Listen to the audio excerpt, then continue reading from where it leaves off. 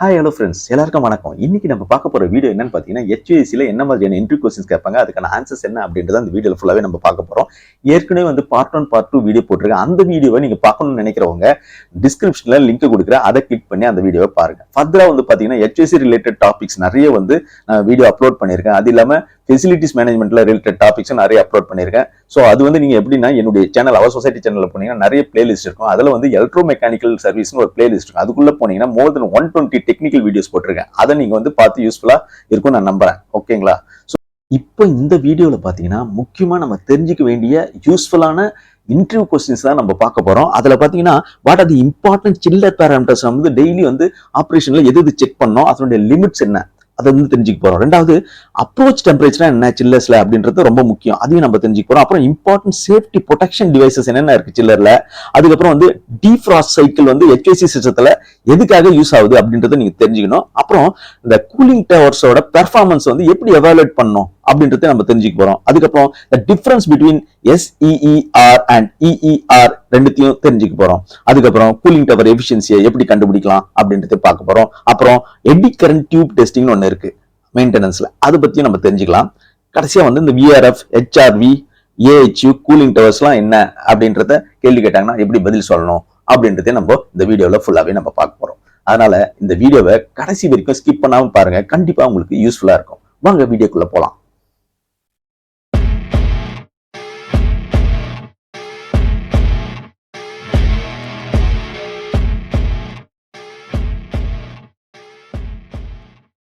HVAC maintenance ஜாபுக்கு நீங்க போனாவே ஃபர்ஸ்ட் முக்கியமான கேள்வி என்ன கேட்பாங்கன்னா, what are the important parameters to check in chillers தான் கேட்பாங்க. ஓகேங்களா? அதனுடைய லிமிட்ஸ் என்ன அப்படின்றது நம்ம தெரிஞ்சுக்கணும் முக்கியமா. ஓகேங்களா?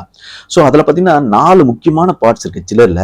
இதில் ஃபர்ஸ்ட் வந்து நம்ம எவாபரேட்டர் பார்ப்போம். எவாபரேட்டர்ல பார்த்தீங்கன்னா பேராமீட்டர்ஸ் என்ன செக் பண்ணுவாங்க பார்த்தீங்கன்னா, சில் வாட்டர்ல இன்லெட் ப்ரெஷர் பார்ப்பாங்க. அது வந்து லிமிட்ஸ் பார்த்தீங்கன்னா 2.5 to 3.5 பார் தான் அது தெரிஞ்சுங்க. அதே மாதிரி அவுட்லெட்ல பார்த்தீங்கன்னா 2 to 3 பார் இருக்கும். அதே மாதிரி இன்லெட் டெம்பரேச்சர் அவுட்லெட் டெம்பரேச்சர் வந்து நம்ம செட் பாயிண்ட் பேஸ் பண்ணி இருக்கும்னு வச்சுங்களேன். நம்ம வந்து அவுட்லெட் வந்து மேக்ஸிமம் பார்த்தீங்கன்னா 7 அது மாதிரி வச்சிருப்பாங்க. AHUல பார்த்தீங்கன்னா 10, 11, 12 அப்படி வரும். ஓகேங்களா? ஸோ இதெல்லாம் வந்து தெரிஞ்சுக்கலாம் நீங்க இப்போ எக்ஸ்பீரியன்ஸ்ல. ஸோ அந்த எவாபரேட்டரோட ரெஃப்ரிஜரன்ட் ப்ரெஷர் பார்த்தீங்கன்னா எவ்வளவு இருக்குன்னு பார்த்தீங்கன்னா 240 to 320 அந்த ரேஞ்சில் இருக்கும். இதான் வந்து ரேஞ்ச். ஓகேங்களா? இதுதான் இருக்கணும். ஓகேங்களா? அதுக்கப்புறம் எவாபரேட்டர் சேச்சுரேட்டட் டெம்பரேச்சர், அதுக்கப்புறம் எவாபரேட்டர் அப்ரோச் டெம்பரேச்சர், இதெல்லாம் தான் முக்கியமான பேராமீட்டர்ஸ். நீங்க வந்து ரெகுலரா செக் பண்ண வேண்டியது லாக் ஷீட்ல அதுதான் நீங்க எழுதுவீங்க. ஓகேங்களா? இதுல வந்து என்னென்ன சேஃப்டி ப்ரொடெக்ஷன் டிவைஸ் இருக்கு அப்படின்னு கேட்டாங்கன்னா நீங்க பதில் சொல்ல தெரியும். எவாபரேட்டர்ல இதுல வந்து கட் அவுட் அலர்ட் இருக்கு, அப்புறம் கட் ஆஃப் ஆகும். ஓகேங்களா? ஃபர்ஸ்ட் ஒரு டெம்பரேச்சர் ரீச் ஆகும்போது கட் அவுட் அலர்ட் வரும், அதுக்கப்புறம் கட் ஆஃபே ஆயிடும். எப்படின்னா வென் எவாபரேட்டர் அப்ரோச் டெம்பரேச்சர் வந்து மோர் தென் 2 டிகிரி சென்டிகிரேட் போகும்போது இது கட் ஆஃப் ஆயிடும். ஓகேங்களா? அதே மாதிரி ஆன்டி ஃப்ரீஸ் கட் அவுட்டும் இருக்கு. அது எப்போ என்ன ஆகும்னா எந்த டைம்ல ஆகும்னு பாத்தீங்கன்னா வென் சில் வாட்டர் டெம்பரேச்சர் வந்து லெஸ் தென் 3 டிகிரி போனாவே, ஃப்ரீஸ் ஆயிடக்கூடாது இல்லையா? அதனால லெஸ் தென் 3 டிகிரி சென்டிகிரேட் போனாவே இந்த ஆன்டி ஃப்ரீஸ் அவுட், அதாவது ஆன்டி ஃப்ரீஸ் கட் அவுட் வந்து வேலை செய்யும். ஓகேங்களா? மூணாவது சேஃப்டி ப்ரொடெக்ஷன் டிவைஸ் என்ன இருக்கு அப்படின்னு பாத்தீங்கன்னா வாட்டர் ஃப்ளோ ஸ்விட்ச் சேஃப்டி கட் அவுட். ஓகேங்களா? சோ இதுதான் வந்து சேஃப்டி ப்ரொடெக்ஷன் டிவைஸ் இந்த எவாபரேட்டர்ல இருக்கு. சோ இந்த கேள்வி எல்லாம் கேட்டா நீங்க பதில் சொல்ல தெரியணும். அடுத்ததா கண்டென்சர்ல என்னென்ன முக்கியமான பேராமீட்டர்ஸ் செக் பண்ணணும் அப்படின்னு கேட்டாங்கன்னா அதுக்கு பதில் சொல்ல தெரியணும்.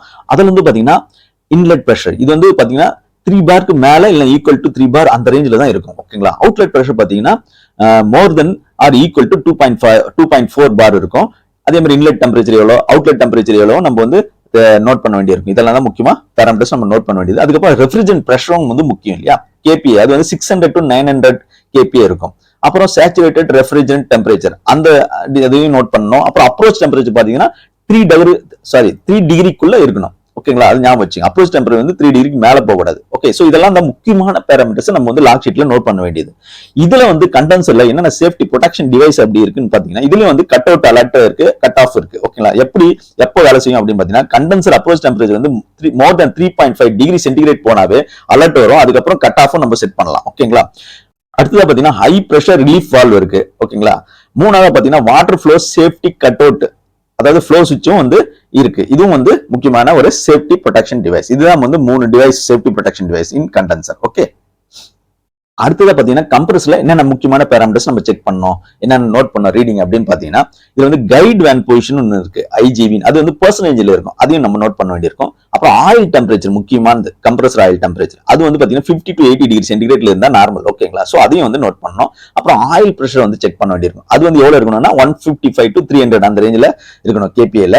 அதுக்கப்புறம் டிஸ்சார்ஜ் டெம்பரேச்சர் பாத்தீங்கன்னா 35 to 50 டிகிரி சென்டிகிரேட்ல இருக்கும்.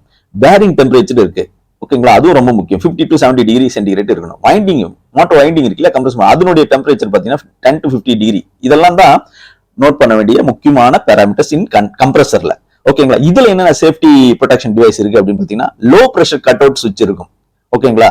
அது வந்து பாத்தீங்கன்னா for refrigerant gas at compressor suction லைன்ல இருக்கும்.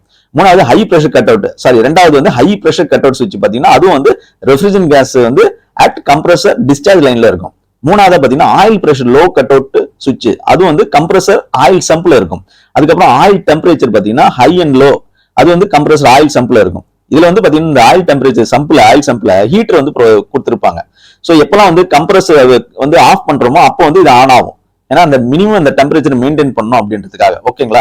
அதுக்கப்புறம் அஞ்சாவதா பாத்தீங்கன்னா compressor motor winding temperature high cut out இருக்கு. அடுத்ததா பாத்தீங்கன்னா கம்ப்ரஸர் சர்ஜ் ப்ரொடெக்ஷனும் இருக்கு. இது வந்து பாத்தீங்கன்னா டிஸ்சார்ஜ் பிரஷர் வந்து ஹை ஆனாலும் லோ ஆனாலும் இது வேலை செய்யும், ஓகேங்களா. ஏழாவதா பாத்தீங்கன்னா கம்ப்ரஸர் மோட்டர் ஹை கரண்ட் ப்ரொடெக்ஷனும் நம்மளுக்கு இருக்கு. சோ இதெல்லாம் தான் முக்கியமான கம்ப்ரஸர்ல சேஃப்டி ப்ரொடெக்ஷன் டிவைசஸ், ஓகேங்களா. அடுத்தது இதுவும் வந்து நம்மளுக்கு முக்கியமான ஒரு ப்ரொடெக்ஷன் தான், அதாவது இன்கமிங் பவர் வந்து நார்மலா இருக்கணும் இல்லையா, அதையும் நம்ம வந்து நோட் பண்ண வேண்டியது இருக்கு. அதுல என்னென்ன பேராமீட்டர்ஸ் நோட் பண்ணுவீங்க நார்மலா, லோட் பெர்சன்டேஜ் முக்கியமா பார்க்கணும், லோடிங் கரெக்டா கொடுக்குமா, ஓகேங்களா, கெப்பாசிட்டிக்கு ஏற்ற லோடிங் இருக்கான்னு தெரிஞ்சுக்கணும் இல்லையா, அதுக்கு லோடிங் பெர்சன்டேஜ் வந்து தெரிஞ்சுக்கணும். ரெண்டாவது அதனுடைய ஆம்ஸ் எவ்வளவு எடுக்குது அது பார்க்கணும். வோல்டேஜ் வந்து 415 வோல்ட் பிளஸ் ஆர் மைனஸ் 5 இருக்கான்னு பார்க்கணும். பவர் ஃபேக்டர் கிலோவாட் எவ்வளவு இருக்கு, எனர்ஜி வந்து நோட் பண்ண வேண்டியிருக்கும், ஓகேங்களா. அப்புறம் டிமாண்ட் கிலோவாட், இதெல்லாம் தான் நோட் பண்ண வேண்டியிருக்கும் பவர்ல, ஓகேங்களா. அது இல்லாம எலக்ட்ரிக்கல் ப்ரொடெக்ஷன் என்னென்ன இருக்குன்னு பாத்தீங்கன்னா, ஃபேஸ் ரிவர்சல் ஆனாலும் சரி, இல்ல ஃபேஸ் சீக்வன்ஸ் இந்த மாறினாலும் சரி ப்ரொடெக்ஷன் இருக்கும் அதுக்கு. அப்புறம் எஸ்பிபி சுவிட்ச்னு இருக்கு, அதாவது சிங்கிள் ஃபேஸ் பிரிவென்டர், இது வந்து சிங்கிள் ஃபேஸ் ஆச்சுன்னா இது வந்து ட்ரிப் பண்ணி விட்டுரும். சோ இதெல்லாம் தான் பவர்ல இருக்கிற ப்ரொடெக்ஷன், ஓகேங்களா. அடுத்தது நம்ம தெரிஞ்சுக்க what is approach temperature in chillers. சில்லர்ஸ்ல பாத்தீங்கன்னா 2 அப்ரோச் டெம்பரேச்சர் இருக்கு நம்ம செக் பண்ண வேண்டியது, அது ரொம்ப ரொம்ப முக்கியம், ஓகேங்களா. அதுல வந்து எவாபரேட்டர் அப்ரோச் டெம்பரேச்சர் ஒன்னு இருக்கு, அடுத்தது கண்டென்சர் அப்ரோச் டெம்பரேச்சர், ரெண்டுமே நம்ம செக் பண்ணோம். இதுல வந்து எவாபரேட்டர் அப்ரோச் டெம்பரேச்சருக்கு என்ன ஃபார்முலா அப்படின்னு பாத்தீங்கன்னா, leaving chill water temperature minus saturated refrigerant evaporator temperature, ஓகேங்களா. சோ இதுதான் அதனுடைய ஃபார்முலா.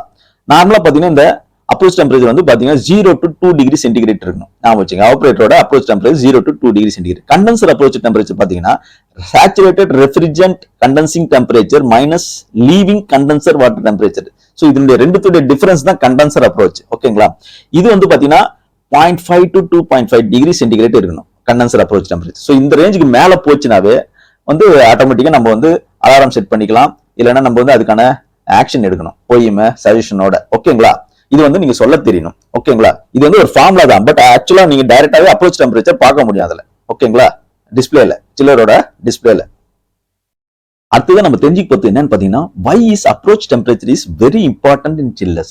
சோ அப்ரோச் டெம்பரேச்சர் சில்லர்ல ஏன் ரொம்ப ரொம்ப முக்கியம் அப்படின்றது ரொம்ப முக்கியமானது நம்ம தெரிஞ்சுக்க வேண்டியது, ஓகேங்களா. அது கேள்வி கேட்டா பதில் சொல்ல தெரியணும். இதுக்கான ஆன்சர் என்னன்னு பாத்தீங்கன்னா, it is very important parameter to find the healthiness and efficiency of chillers. If the approach temperature is too high, the efficiency of the chiller கண்டிப்பா will be reduced.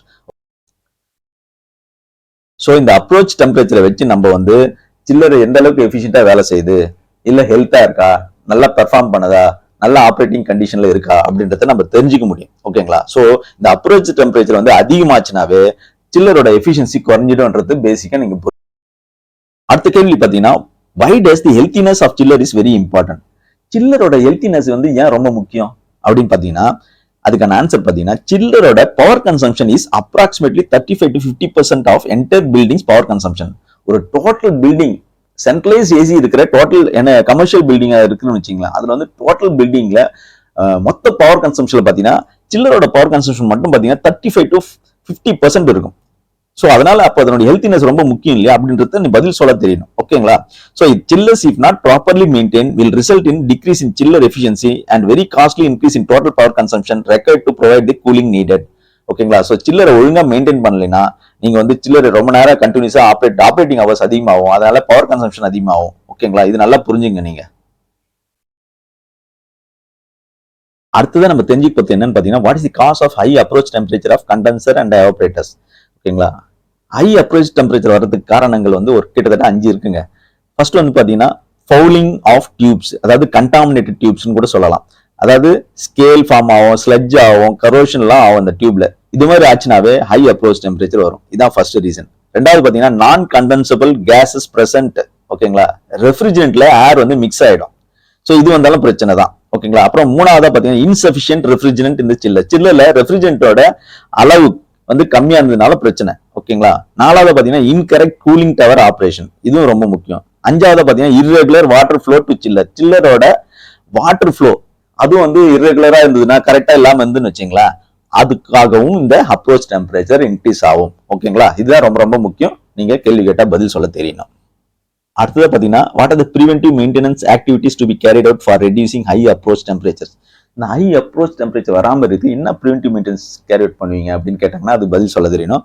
ஸோ முக்கியமானது பாத்தீங்கன்னா இந்த ஹீட் டிரான்ஸ்ஃபர் வந்து இந்த tubes நல்லாவே maintain பண்ணாதான் நம்மளுக்கு கிடைக்கும். ஓகேங்களா, ஸோ அப்படி இருக்கிற பட்சத்தில் இந்த condenser and evaporate tubes needs to be cleaned at least 3 years once வந்து நீங்க ப்ராப்பரா கிளீன் பண்ணணும். ஓகேங்களா, as per OEM recommendation and based on condition of chillers. இல்ல அதுக்கு முன்னாடியே கூட அந்த சில்லரோட கண்டிஷன் மோசமாயிடுச்சு, அப்ரோச் டெம்பரேச்சர் அதிகமாயிடுச்சுன்னா நீங்க கண்டிப்பா அதுக்கு மெயின்டெனன்ஸ் ஆக்டிவிட்டி எடுத்து பண்ணலாம். ஆனுவல் மெயின்டெனன்ஸ் எடுத்து பண்ணணும். ஓகேங்களா, ஞாபகம் வச்சுங்க.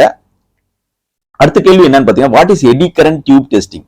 சோ இதுல இந்த மெயின்டெனன்ஸ்லயே பாத்தீங்கன்னா இந்த எடி கரண்ட் டியூப் டெஸ்டிங் ஒன்னு இருக்கு, அதுவும் ரொம்ப முக்கியமானது. ஓகேங்களா, அது எதுக்கு பண்றாங்க அப்படின்றத நம்ம தெரிஞ்சுக்கலாம். அதுக்கான பதில் பாத்தீங்கன்னா eddy current testing is checking the condition of tubes in the condenser and evaporator section of the chiller. An electronic probe is inserted in each tube at the end of a tube bundle and pushed through the entire length of the tube. The information feedback from the probe reveals abnormal tube wear or tube defects. ஓகேங்களா, அதாவது எடிகன் tube testing எதுக்கு நம்ம வந்து பண்றோம் அப்படின்னு பாத்தீங்கன்னா டியூபோட கண்டிஷனை வந்து தெரிஞ்சுக்க முடியும். கண்டென்சர் இல்லை எவாபரேட்டரோட டியூப்ஸ் வந்து உள்ள இருக்கிற டியூப்ஸ் வந்து நமக்கு பார்த்தா தெரியாது இல்லையா, அதை வந்து இந்த ப்ரோப் மூலியமா எலக்ட்ரானிக் ப்ரோப் மூலியமா உள்ள இன்சர்ட் பண்ணி அந்த எண்டு வரைக்கும் இன்சர்ட் பண்ணிடுவாங்க. பண்ணிட்டு அது மூலியமா அந்த ஃபீட்பேக் வந்து எடுத்துக்கலாம் நம்ம. அதாவது அது வந்து ஏதாவது கிராக் ஆயிருக்கா, ஏதாவது வேற ஏதாவது டிஃபெக்ட் ஆயிருக்கா அப்படின்றத தெரிஞ்சுக்க முடியும் அந்த இன்ஃபர்மேஷனை. ஓகேங்களா, இது வந்து எலக்ட்ரானிக் ப்ரோப் மூலியமா நம்ம தெரிஞ்சுக்க முடியும். அதனால தான் இது பேர் eddy current tube testing. Eddy current மூலமா தெரிஞ்சுக்கிறோம், கரண்ட் பாஸ் பண்ணி. ஸோ அதுதான் வந்து நம்ம தெரிஞ்சுக்க முடியும். ஸோ இது வந்து ரொம்ப ரொம்ப முக்கியம். இதுவும் வந்து நிறைய இடத்துல பண்றாங்க.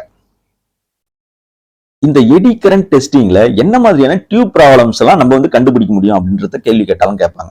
ஸோ இதுல பாத்தீங்கன்னா பதில் வந்து tube wear due to erosion or improper water treatment. ஓகேங்களா, இம்ப்ராப்பர் வாட்டர் ட்ரீட்மெண்ட் இருந்தாலும் டியூப் வந்து வேற ஆயிடும். ஓகேங்களா, அது வந்து எரோஷனால நடக்குதுன்னு வச்சுங்களா. அப்புறம் வேற டியூப் சப்போர்ட்ஸ். ஓகேங்களா, அப்புறம் ஸ்ட்ரெஸ் கரோஷன், அப்புறம் டியூப் பிட்டிங், அப்புறம் damage due to tube freezing. இதெல்லாம் வந்து இந்த எடி கரண்ட் டெஸ்டிங் மூலமா நம்ம கண்டுபிடிக்க முடியும் இந்த ப்ராப்ளம்ஸ் எல்லாம். அடுத்தது பாத்தீங்கன்னா what is the purpose of defrost cycle in HVAC system. So இதுக்கு ஆன்சர் பாத்தீங்கன்னா defrost cycle is used to remove ice built up from the outdoor unit of HVAC system, allowing it to operate more efficiently. It typically involves reversing the flow of refrigerant to heat up the outdoor coil and melt the ice. For this, heat pump is used.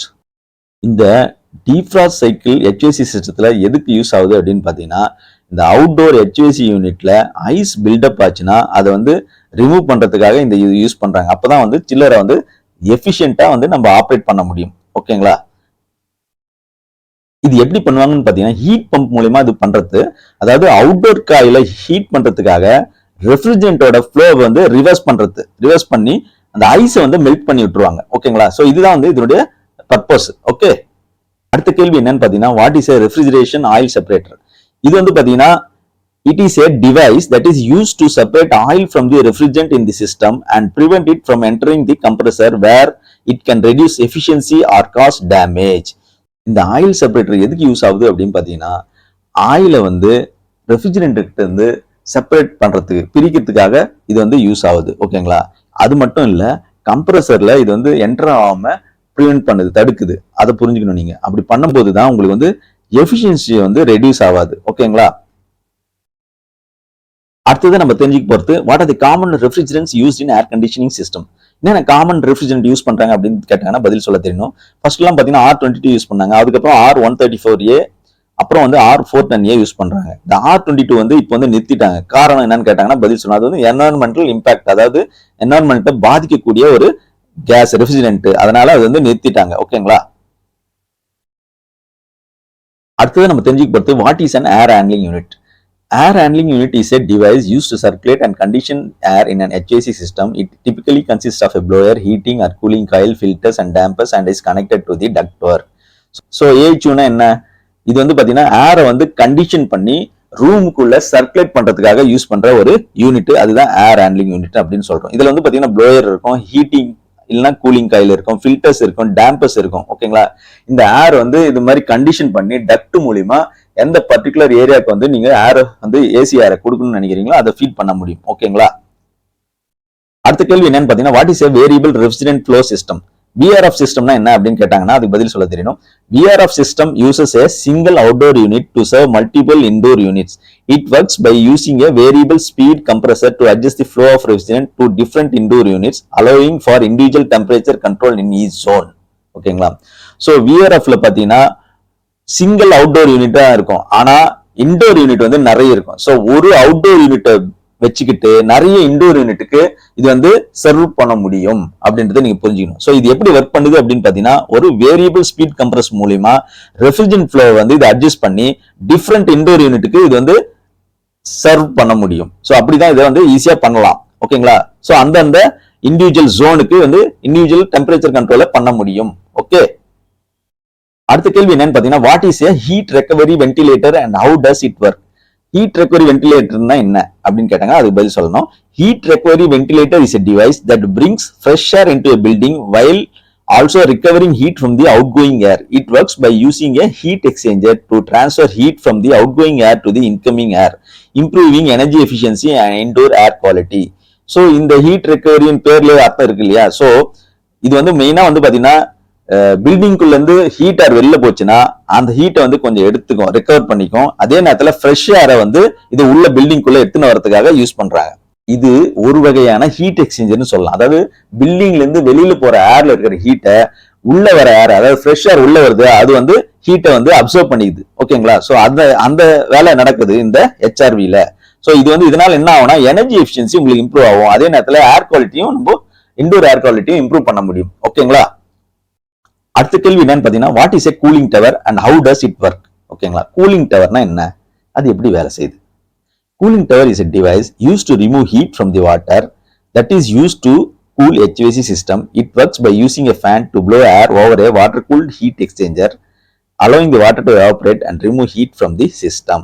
So cooling tower பத்தி டீட்டெயிலா இன்னொரு வீடியோல கூட நான் போட்டிருக்கேன்.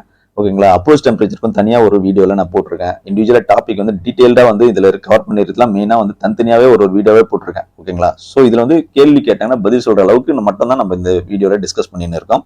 இந்த cooling tower எங்க use ஆகும் அப்படின்னு பாத்தீங்கன்னா வாட்டர் கூல் சில்லர்ல வந்து யூஸ் ஆகும்.